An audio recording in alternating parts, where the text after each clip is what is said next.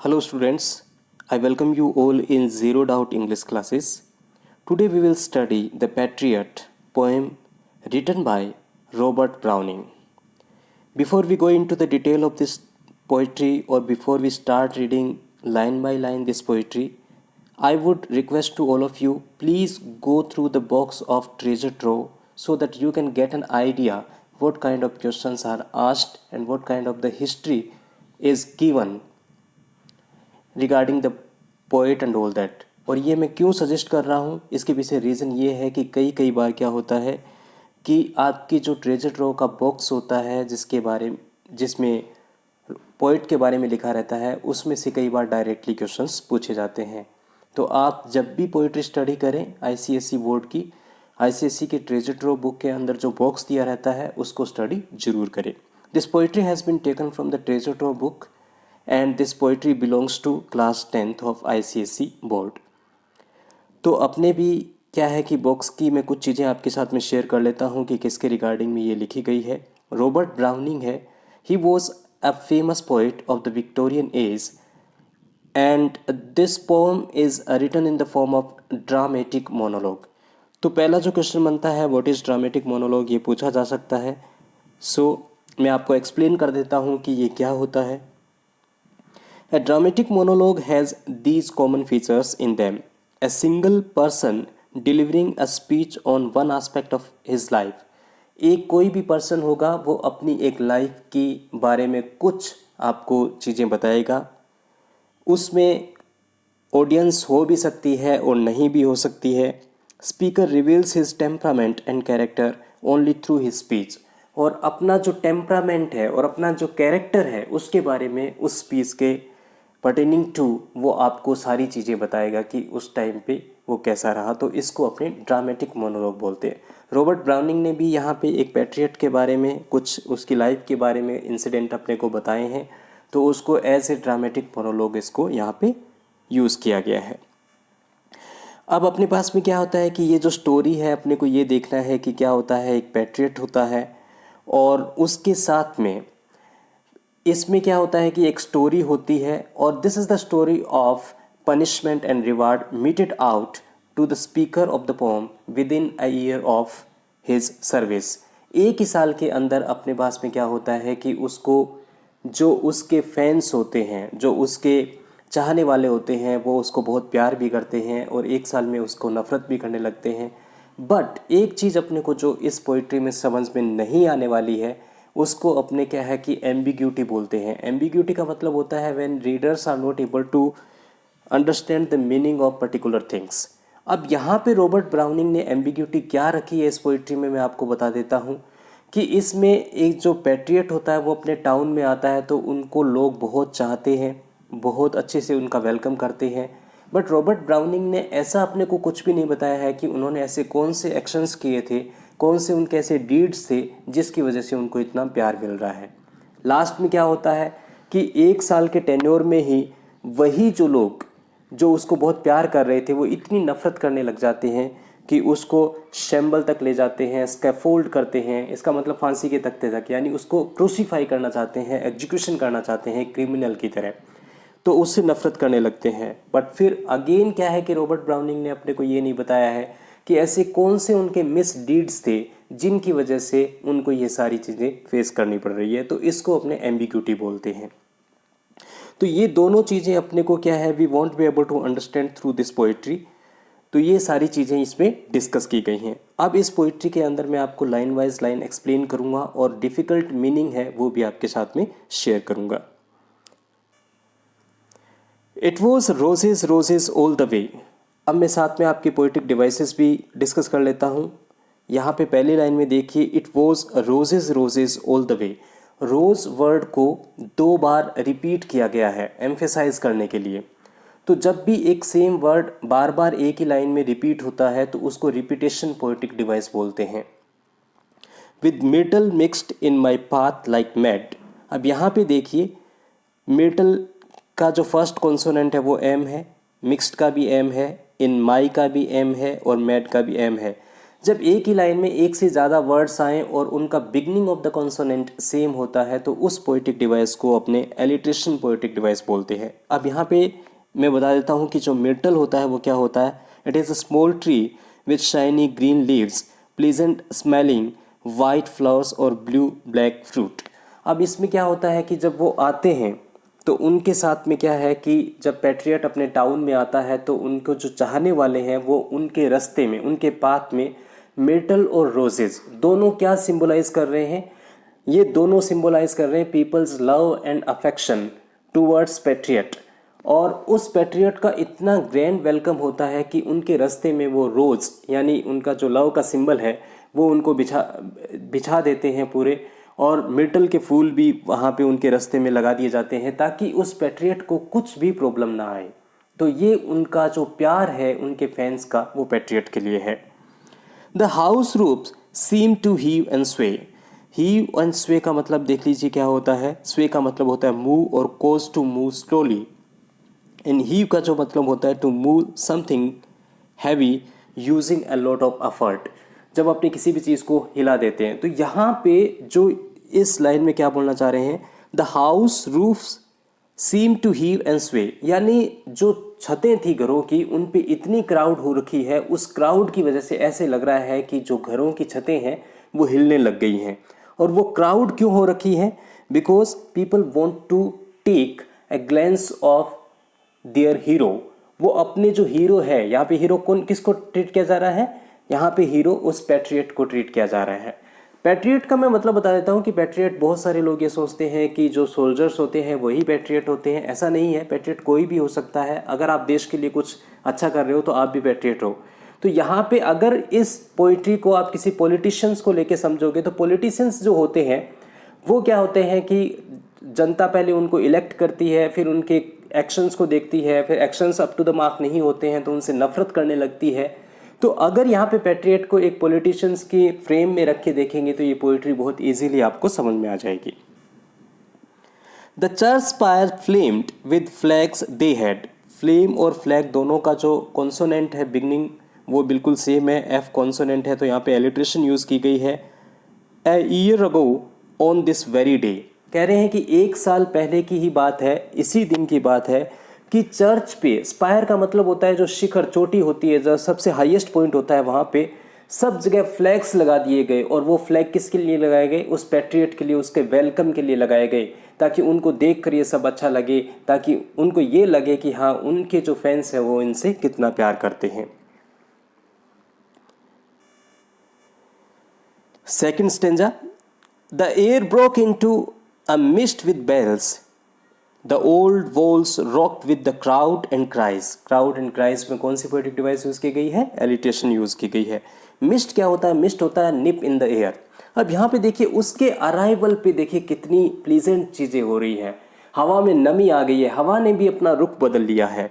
And with bells, और bells उनके announcement कर रही है, यानी चर्च की या टेम्पल्स की जो बेल्स हैं वो बज रही हैं वहाँ पे। और ये बेल्स किसका अनाउंसमेंट कर रही हैं, आप किसी भी चीज़ की बेल्स मान सकते हो, यहाँ पे ऐसा लिखा नहीं है कि टेम्पल या चर्च की है। तो ये बेल यहाँ पे अनाउंसमेंट यानी घंटियाँ बजा के लोग अनाउंस कर रहे हैं कि जो पैट्रियट है वो अपने टाउन में आ चुका है। The old walls rocked with the crowd and cries, यानी पुरानी जो दीवारें थी वहाँ पे क्राउड इतनी इकट्ठी हो रखी हैं कि उन पे बिल्कुल भी जगह नहीं है। और लोग क्या है, क्राइज, क्राइज का मतलब वो शाउट कर रहे हैं, वो हुटिंग्स कर रहे हैं, वो इन फेवर ऑफ पैट्रियट। और वो क्या है कि ये बताना चाहते हैं कि वो कितना प्यार पैट्रियट से करते हैं। तो स्लोगन्स उसके लिए पढ़ रहे हैं अच्छे अच्छे। हैड आई सेट, अब अगर यहाँ पे देखिए ये पैट्रियट का खुद का व्यू है, वो बता रहा है कि अगर मैंने उनसे पूछा होता, किनसे, गुड फोक, जितने भी जो लोग हैं, जो उसकी क्राउड उसके सामने इकट्ठी हो रखी है, उनको बोला गया है गुड फोक यहाँ पे। Mere noise repels, but give me your son from your yonder sky। अगर बोल रहे हैं कि उस दिन मुझे इतना प्यार मिल रहा था, अगर मैं उन लोगों से सन भी मांग लेता स्काई से तो वो मुझे ला के देने को तैयार थे। सन और स्काई के अंदर कौन सी पोएटिक डिवाइस यूज़ की गई है, एलिट्रेशन यूज़ की गई है। और यहाँ पे हाइपरबली भी पोएटिक डिवाइस बोल सकते हैं। आपको पता है कि आपके लिए कोई भी सूरज और चांद और तारे तोड़कर नहीं लाने वाला है, बट जब वो आपसे बोलता है कि मैं आपके लिए ये कर सकता हूँ, आपके लिए चांद तोड़ के ला सकता हूँ, this means that this is the expressions of love, और आपको क्या है कि वो बताना चाहते हैं कि वो कितना प्यार आपसे करते हैं। तो पैट्रियट का ये मानना है कि अगर मैं उस दिन उनसे सूरज भी मांग लेता तो वो शायद मुझे सूरज भी तोड़कर लाके दे सकते थे। और कौन लाके दे सकते थे? उनके फैंस। दे हैड आंसर्ड, और वो मेरे को आंसर करते कि इसके बाद वो मुझसे पूछते आफ्टर वर्ड व्हाट एल्स, अब बताइए इसके अलावा और क्या चाहिए। तो this is the kind of love he had received on that particular day. तो लोग क्या है कि वहां पे जाने के लिए तैयार थे। Alack it was who lived at the sun. Alack जो वर्ड होता है वो एक रिग्रेट को एक्सप्रेस करने के लिए यूज किया जाता है। Alack it was I who lived at the sun. Leap का मतलब छलांग मारना। अब यहाँ पे पैट्रियट, यहाँ पे बिल्कुल कंप्लीटली जो टोन है वो देखिए बिल्कुल चेंज हो गई है। पहले 2 स्टेंजास के अंदर ये टोन जो थी उसमें पैट्रियट जो पोइट है वो बता रहे हैं कि उनको बहुत ग्रैंड वेलकम मिला है। अब अचानक से ऑल ऑफ सडन क्या हुआ है कि उनकी जो टोन है वो चेंज होके बिल्कुल सैडनेस पे कन्वर्ट हो गई है कि मैं ही था वो जिसने क्या है कि छलांग लगाई सूरज की तरफ। अब यहाँ पे इस लाइन को देखिए, थोड़ा सा समझना डिफिकल्ट हो जाता है कि ऐसा वो क्यों बोलना चाह रहे हैं। एक मिथोलॉजिकल अगर एग्जाम्पल लिया जाए तो एक इकारस नाम का कैरेक्टर था और वो इतना एम्बिशियस था। एम्बिशियस का मतलब जब कोई भी आप ओवर एम्बिशियस हो जाते हो, किसी भी चीज़ को पाने के लिए बहुत ज़्यादा ग्रीडी हो जाते हो और कुछ भी करने के लिए तैयार होते हो, उसमें ये नहीं देखते कि क्या गलत है क्या सही है, बट आपको करना है, उसको ओवर एम्बिशन बोलते हैं। अब क्या है कि जो पोइट है वो भी यहाँ पे बोल रहे हैं कि पैट्रियट था वो ओवर एम्बिशियस हो चुका था। ओवर एम्बिशियस का मतलब वो जनता के लिए कुछ भी करने को तैयार था, वो ये नहीं देख रहा था कि क्या गलत है और क्या सही है। तो इकारस क्या होता है कि इकारस अपने उसके विंग्स होते हैं, उनके अपनी बॉडी पे विंग्स लगा के वैक्स से, और वो क्या है कि सूरज की तरफ छलांग लगा देता है कि मैं सूरज को भी क्या है पकड़ सकता हूँ। तो इकारस ऐसा करता है, सूरज की तरफ छलांग लगाता है। जब तक वो सूरज के पास में पहुंचता है तो सूरज की जो टेम्परेचर था उससे उसके जो विंग्स के जो वैक्स लगा हुआ था वो मेल्ट हो जाता है, और फाइनली क्या होता है कि वो उसके विंग्स अलग होने की वजह से इकारस है वो समुद्र में गिर जाता है और वहाँ पे उसकी डेथ हो जाती है। तो यहाँ पे इकारस का एग्जाम्पल लेके पोइट क्या बताना चाह रहे हैं कि अपने को ओवर एम्बिशियस नहीं होना चाहिए, अपने को ग्रीडी नहीं होना चाहिए, अपने को देखना चाहिए कि क्या राइट है और क्या रॉन्ग है। यहाँ पे पैट्रियट ने भी वही गलती की है, वो जनता के लिए ओवर एम्बिशियस हो गया था, वो कुछ भी करने को तैयार था उनके लिए, और यही गलती है वो उसके मिस डीड्स में काउंट हो रही है। To give it my loving friends to keep. अब बोल रहा है पैट्रियट अपने फ्रेंड्स के लिए, अपने फैंस के लिए कुछ भी करने को तैयार था, और वो इवन सूरज की तरफ छलांग लगाने के लिए भी तैयार हो गया था। Naught man could do have I left undone and you see my harvest and what I reap this very day now a year is run. यहाँ पे देखिए ये स्टेंजा है, बहुत इंपॉर्टेंट है एग्जाम के पॉइंट ऑफ व्यू से, और इस स्टेंजा को समझना बहुत जरूरी है। अब यहाँ पे क्या बोल रहा है? नोट का मतलब होता है नील, जीरो। नोट मैन, कोई भी आदमी ऐसा नहीं करता, यानी जो मैंने मेरे फैंस के लिए किया, इम्पॉसिबल को भी पॉसिबल करने की कोशिश की, वो कोई नहीं करता। हैव आई लेफ्ट अनडन, मैंने कुछ भी चीज़ें हैं वो पीछे नहीं छोड़ी, कुछ भी ऐसा नहीं सोचा कि मैं ये नहीं करूँगा। मैंने मेरे फैंस के लिए जो मेरे से पॉसिबल हुआ वो सारी चीज़ें मैंने करने की कोशिश की, और मैंने ये भी नहीं देखा कि क्या सही है क्या गलत है। मैं जो वो बोलते हुए गए वो मैं करता गया। And you see my harvest, यहाँ पे जो हार्वेस्ट है, हार्वेस्ट का जो एक्चुअल मीनिंग होता है वो ये होता है the process of period of gathering in crops. जो आपकी जो फसल होती है उसको इकट्ठा करने की जो प्रोसेस होती है उसको हार्वेस्ट बोला जाता है। बट यहाँ पे जो हार्वेस्ट है वो उसके एक्शंस हैं, वो उसके डीड्स हैं जो उसने जनता के लिए किए थे, और उन जो एक्शंस हो सकता है कि वो अच्छे भी हों, हो सकता है कि वो बुरे भी हों। वो जितने भी एक्शंस हैं उनका जो कॉन्सिक्वेंसेस, पहले कॉन्सिक्वेंसेस क्या था, उसको बहुत ज़्यादा प्यार मिला, अब उसके कॉन्सिक्वेंसेस क्या है, उसको बहुत ज़्यादा नफरत और बहुत ज़्यादा क्रिटिसिज्म फेस करनी पड़ रही है। ये उसका कॉन्सिक्वेंसेस है, और इसको उसने रीप बोला है, यानी जो रिजल्ट है वो उसको क्या मिला, क्रिटिसिज्म मिली, नफरत मिली लोगों की। और आज ही का दिन है, यही वो साल है जिसमें मेरे को इतना नफरत वो मिली है, और आज से 1 साल पहले क्या मिल रहा था, इसी दिन मुझे इतना प्यार मिल रहा था। There is nobody on the house top now. अब वो सिचुएशन बता रहा है कि अब सिचुएशन कैसी है और उस दिन कैसी थी। अब बोल रहा है कि वहाँ पे कोई भी, यानी रूफ टॉप पे not a single man is there, एक भी वहाँ पे कोई भी पर्सन है वो वहाँ पे नहीं खड़ा हुआ है। Just a palsied few at the window set. अब पालसीड क्या होते हैं? पालसीड जो डिजीज़ होती है, उनके जो सफ़रर होते हैं उनको बोलते हैं। उसमें क्या है कि उनकी बॉडी है वो अनकंट्रोलेबली मूव और शेक करती रहती है। तो उन लोगों को क्या होता है, रिकमेंडेशन की होती है कि आप धूप में खड़े होने से आपकी चीज़ें हैं वो जल्दी ठीक होगी। तो वो लोग अपने मतलब डिजीज़ की वजह से वहाँ पे खड़े हैं, वो ऐसा नहीं है कि मेरा कोई वेलकम वहाँ पे कर रहे हैं। For the best of the site is all allow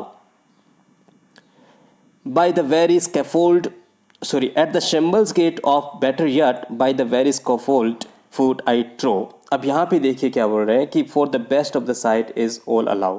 यहाँ पे क्या है कि जो एक बेस्ट साइट थी वो क्या थी उस टाइम पे, वो जब देखा उसने, सारी क्राउड है वो चीयर कर रही थी उसके लिए, स्लोगन्स शाउट कर रही थी। बट आज ऐसा कुछ भी नहीं है। आज जो बेस्ट साइट है उन लोगों के लिए वो ये है at the Shambles gate. Shambles gate का मतलब क्या है? जब किसी को फांसी के तख्ते पे, जहाँ पे क्रूसीफाई किया जाता है, जहाँ पे लोगों को फांसी दी जाती है, जहाँ पे एक साथ लोग इकट्ठे होकर उसको फांसी पे चढ़ते हुए देखेंगे, वो उन लोगों के लिए आज बेस्ट साइट हो गई है। By the very scaffold foot I trow. और मेरा ये मानना है कि जो स्कैफोल्ड है, यानी जहाँ पे उसको फांसी दी जाएगी, वो जो सीन है वो उन लोगों के लिए आज सबसे बेस्ट सीन होगा। ये उसका ट्रो का मतलब होता है बिलीव करना या मानना। I go in the rain and more than needs a rope cuts both my wrist behind. अब यहाँ बोलता है कि rain I go in the rain में बरसात हो रही है और मैं उसमें जा रहा हूँ। And more than needs a rope cuts both my wrist behind. और मेरे जो दोनों हाथ हैं उसको एक रोप से बांध कर पीछे टाई कर दिया गया है, और उस रोप की वजह से मेरी जो रिस्ट है, यानी मेरी जो कलाइयाँ हैं, उससे जो वो हैं वो कट हो गई हैं। And I think by the feel my forehead bleeds for they fling whoever has a mind stones at me for my year's misdeeds. अब बोल रहे हैं कि जो लोग हैं जो पहले मुझे फूल बिछाकर रोजेस के और मेटल के जो वेलकम कर रहे थे, आज वो क्या कर रहे हैं? आज वो मेरा जो फोर हेड है वो ब्लीड कर रहा। ब्लीड क्यों कर रहा? ब्लीडिंग क्यों हो रही है उनको? क्योंकि लोग हैं वो स्टोन पेल्ट कर रहे हैं उस पर। The people are pelting stones at him, और वो पत्थरों से उसको मार रहे हैं। और ये क्यों कर रहे हैं ऐसे? बिकॉज उसने ये माना है कि जो मेरे मिसडीड्स हैं उनकी वजह से मेरे को ये जो ट्रीटमेंट है ये मुझे मिल रहा है। तो ऐसा पैट्रियट का मानना है कि उसके जो मिसडीड्स हैं उसकी वजह से, मिसडीड्स पैट्रियट खुद नहीं मानता कि उसने मिसडीड्स किए हैं, ये पब्लिक का खुद का व्यू है कि इसने जो एक्शंस किए हैं वो अप टू द मार्क नहीं थे, वो उन लोगों को पसंद नहीं आए, इसलिए वो क्या है कि उसको ऐसा ट्रीट कर रहे हैं। लास्ट स्टेंजा देखिए इसका। दस आई entered and thus I go in time people have drop down dead. यहाँ पे ड्रॉप डाउन डेड के अंदर एलिट्रेशन पोएटिक डिवाइस यूज की गई है। Paid by the world what dost thou owe me God might question now instead this God shall repay I am safer so. अब ये जो लास्ट स्टेंजा है ये बहुत ही ब्यूटीफुल स्टेंजा रॉबर्ट ब्राउनिंग ने यहाँ पे लिखा है। This stanza shows great faith in God. ये भगवान के अंदर जो फेथ है पैट्रियट का वो बता रहा है। यानी लास्ट में उन्होंने जो पोइट्री है उसको एक ऑप्टिमिज्म के नोट पे एंड की है। दस आई एंटर्ड, यहाँ पे मैं एंटर, कहाँ पे एंटर होने की बात कर रहा है वो स्कैफोल्ड शैम्बल गेट के अंदर एंटर होने की बोल रहा है। एंड दस आई गो, और अब मैं जा रहा हूँ। In time people have drop down dead. जीत और विक्ट्री में बहुत सारे अच्छे लोग होते हैं। ड्रॉप डाउन डेड का मतलब सडनली वो मर जाते हैं। तो मेरा भी क्या है कि अभी क्या है कि अचानक से ये जो मैं I am going to meet my death, वो अचानक से अपनी डेथ के साथ मिलने जा रहा है। पेड बाय द वर्ल्ड, और ये डेथ किसने दी है? उनको उन्हीं लोगों ने दी है। What dost thou owe me good might question now instead God shall repay.